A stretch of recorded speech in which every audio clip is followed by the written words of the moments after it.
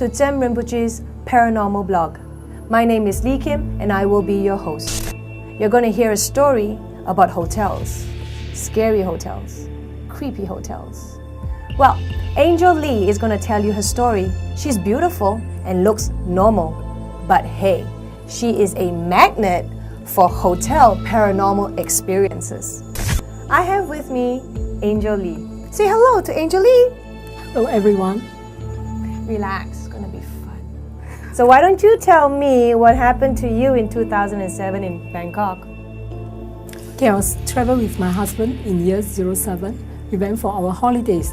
And what happened is that we put in a hotel. When we check in the first night, and I don't feel good in the sense that I can't sleep at all. But I set up my altar and I do my prayers.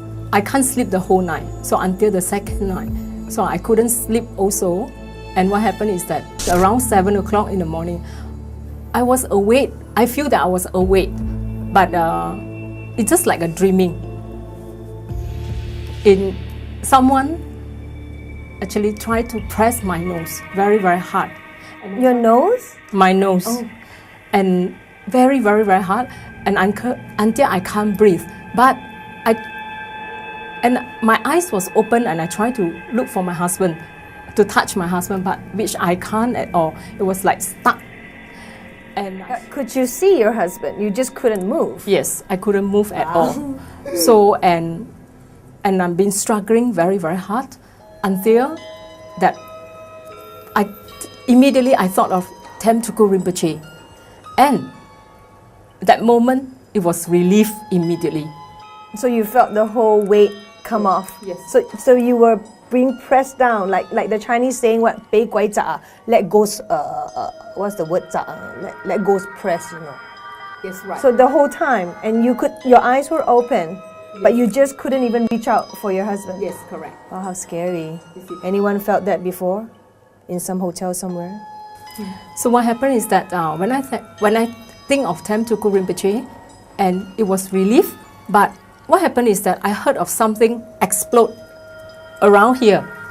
It was like very, very loud and it just burst like that. So the moment it was burst, I turned to my husband and I wanted to call him and my blood came out all the way. Blood from where? Your nose? Came out.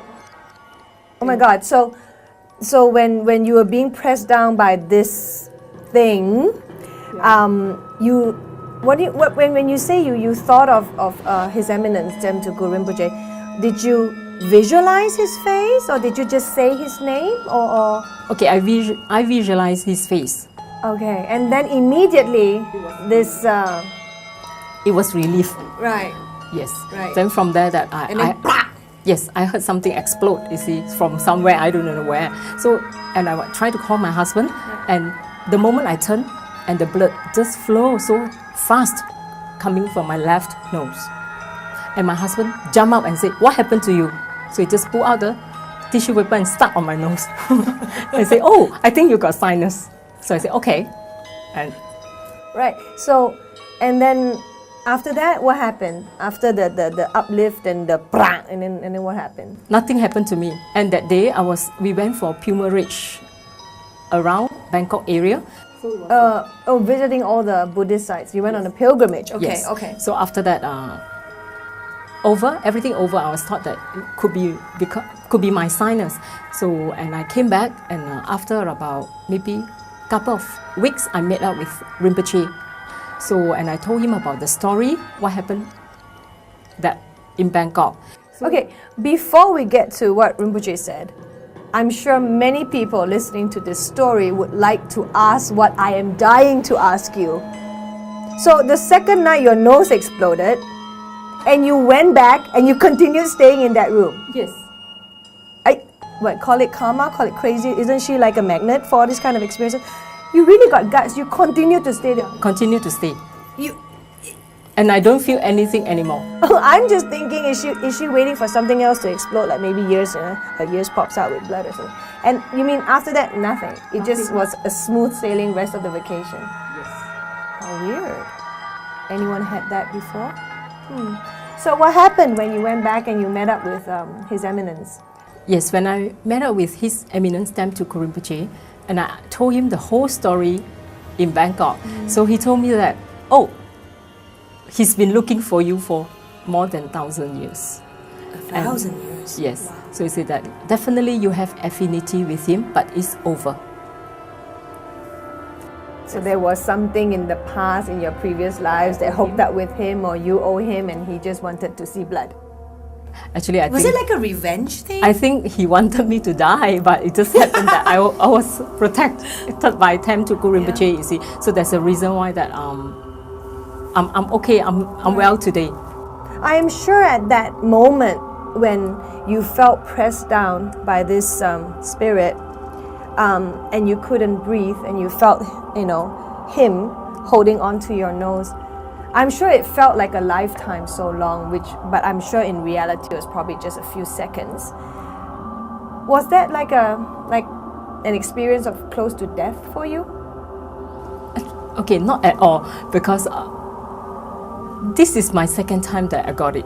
It was Right. many times, many years ago. Right. I have the same experience. Right. Yeah, so to me it's that something, well, I have to go through. So you kind of have this natural radar to pick up all this energy out there. Okay, so so that would be your story, and ever since then, the rest of the trip was fine, and then now you found out that there was some kind of connection between you and this spirit of 1,000 years, and there was some karmic affinity. Yes, Right. because what His Eminence Tsem Rinpoche told me that definitely you have an affinity with him. He said, but it's over.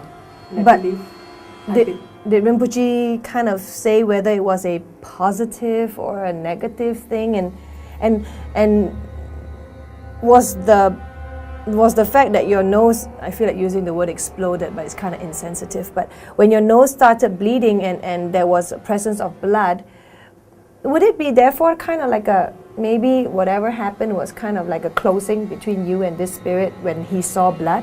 Yes, right.